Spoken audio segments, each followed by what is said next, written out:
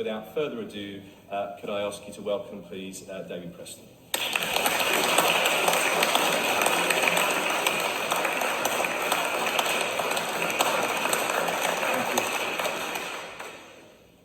First of all, I want to thank Laura Ritchie and thank Mark and Ben, where have you gone, Ben? And the university for hosting us today. I came here with Haley Green, and one of the things that I promised Laura's children on the way out, after hearing Mark use the word fascinating, was that I wouldn't bore them. So if I do, will you give me a hi sign or let me know, make some noises, because that would really, really make me sad.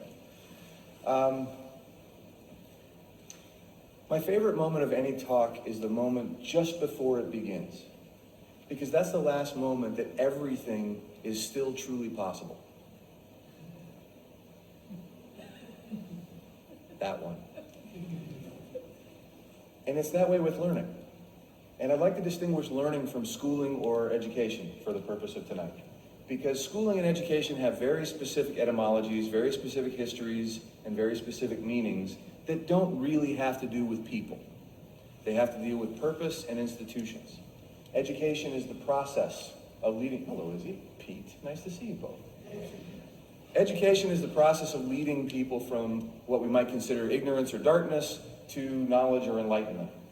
And it has its roots not necessarily in Plato's Academy, but from the days of Charlemagne, when, after the plague and the Dark Ages, it was really important that people know how to defend themselves and run businesses in order to have a country in the morning when everyone woke up.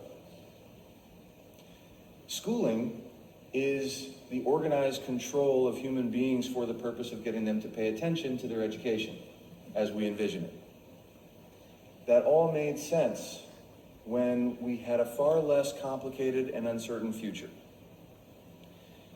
Moments before we left the house today, we learned that in Los Angeles, 700 schools serving 900,000 students were closed today because of another credible threat. That means 900,000 students and about 100,000 teachers at least, every hour, aren't practicing whatever we might call the art of learning. So to put a fine point on that, every hour, 1 million person hours of connection are being lost. And we've arrived at a point here in late 2015, and I don't like the word 21st century anymore because there's only 85% of it left. We live in the information age when we have an opportunity to connect every person with every other person on the planet in a way that we never did. This is the biggest shift in information exchange since Gutenberg went to work on the press. And we talk about innovation, we talk about a very romantic version of what's possible, but very few of us practice that. And it doesn't start with technology. So to come back to that million hours that's being lost every hour, what's really important about learning, as opposed to schooling or education, is that it's ultimately human. It's personal. And it's active. You can't give freedom. It has to be taken.